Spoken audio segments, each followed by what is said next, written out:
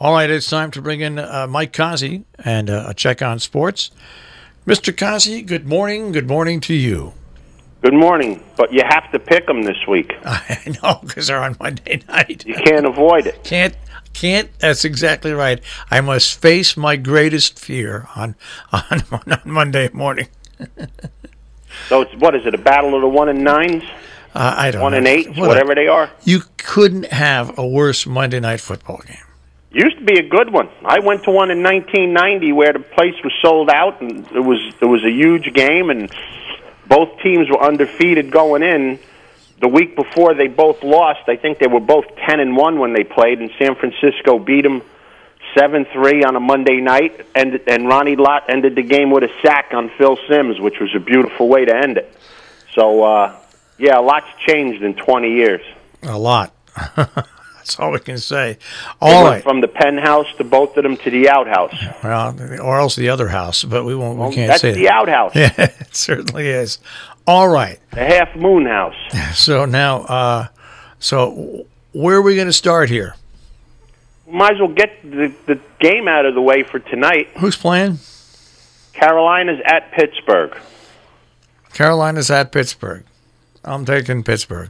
That's what I got written down already, too. So we're both on the same sinking ship tonight. That's exactly right.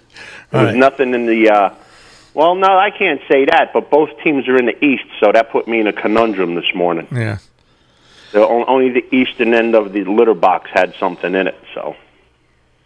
I gave away my secrets of how I pick it. All right. So now where else do we want to go in sports? Not a lot going on last night. It was a good hockey game with Pittsburgh and Washington. A real nail-biter, 2-1. Both teams played very well, and both of these teams hate each other. And Washington came up on top 2-1, and defending champions put a notch in their belt this year so far against Pittsburgh. I guess the Mets GM has nothing else to do. He's saying Tebow's going to be at AAA to start the year. And the only interesting thing about that is, guess whose Tebow agent was? He was. Mr. McGillicuddy, yeah. Hey. That's what I'm going to call him from now on, Mr. McGillicuddy. There's got to be some sort of rule that you know. He had to release them now. They can't be under his care. But Mike, when you leave government, okay, you sign a thing where you can't go into a certain private industry that you've dealt with for like a year or 2 years, something. He shouldn't just be able to do what he did, which switch from being a player's agent to being a general manager, and especially having the players on the team. Well, I think that it's okay here because who's the big players that the Mets going to sign? Yeah, I guess they aren't. Right. Yeah. So it's not like there's any collusion there. So I don't know. I know what you're saying. I think it's comparing apples to oranges. I think it's totally different. But I mean, it still doesn't deny the fact that this guy doesn't know what the heck he's doing. All right, Des Bryant signs with the Saints. Yeah, let's see what happens with the Saints there. I mean, I don't know. If you're cancer free, you don't get a vial of cancer and inject it into your system, do you? No. That's what the Saints just did. I can't wait till Des Bryant's a cancer. They're going to play the Cowboys pretty soon. That should be interesting. I don't care if they're playing the Giants. Why would you get this guy? Yeah, I don't know.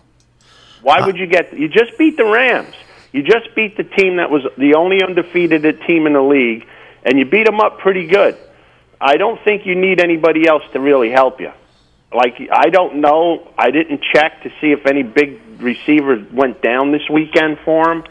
If that's the case, I'm sure that there's more out there than Des Bryant. Yeah. I mean, this guy, how many balls does he drop when he used to play for the Cowboys? How many routes does he run wrong? What do you think? He went to get he got hypnotized and he thinks he's Jerry Rice now? This is Des Bryant we're talking about. I don't know. Time will tell, but I think the Saints made a right when they should have made a left. All right. That's Des Bryant. What else? There's not much else. Looking at it, it says they took him for depth insurance. That means maybe they needed somebody to line the helmets up on the sideline. Maybe they'll do that. If that's the case, then I definitely think they've got an injury they're hiding.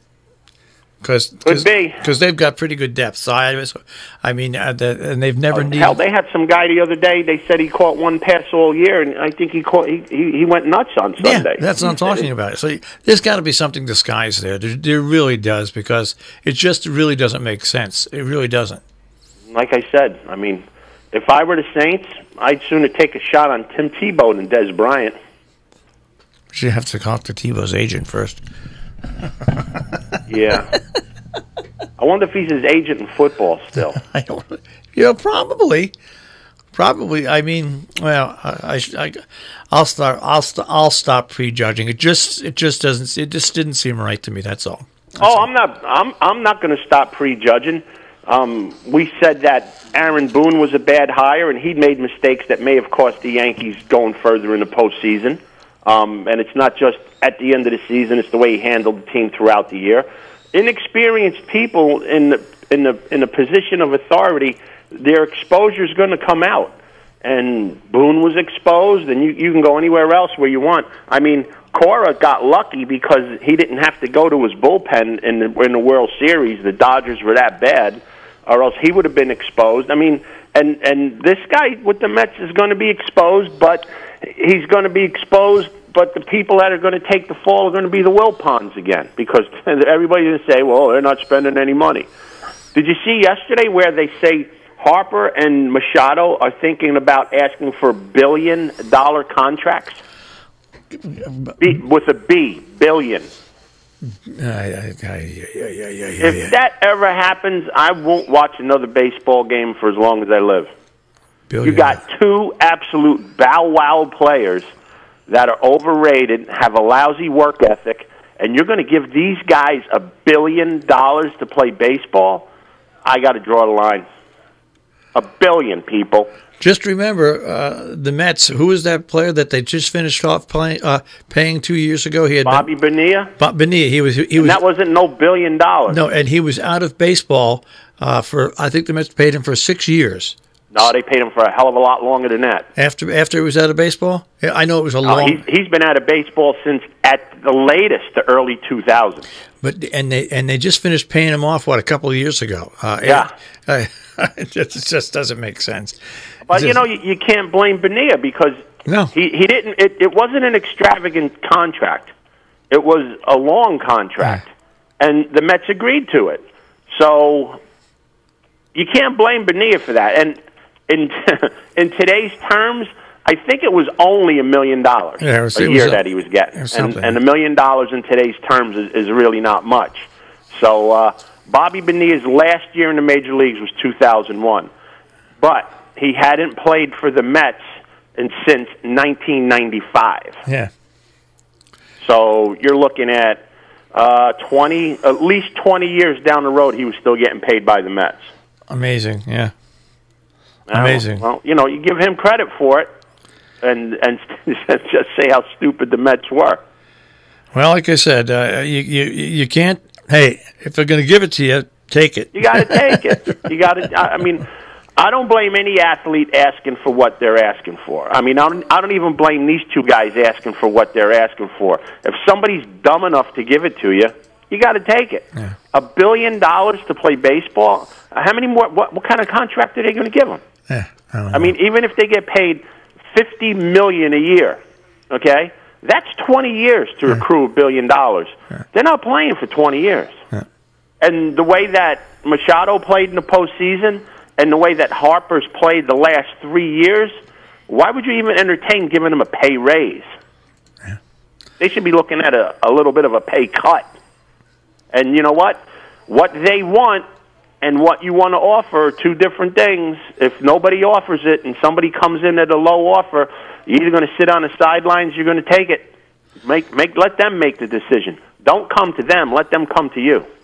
That's my opinion. All right. Well, with that being said... I mean, right? When we fight my contract every year... That's right. That's right.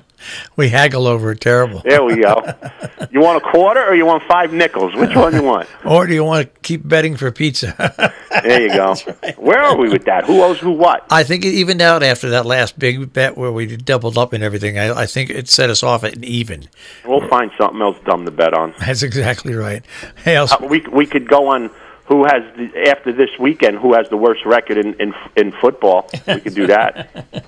All right, we'll figure something out. All right, guys. I'll speak to you tomorrow. Have a great day. Take care, Mike. Mike Cozzi with the Check on Sports this morning here on Robin Hood Radio.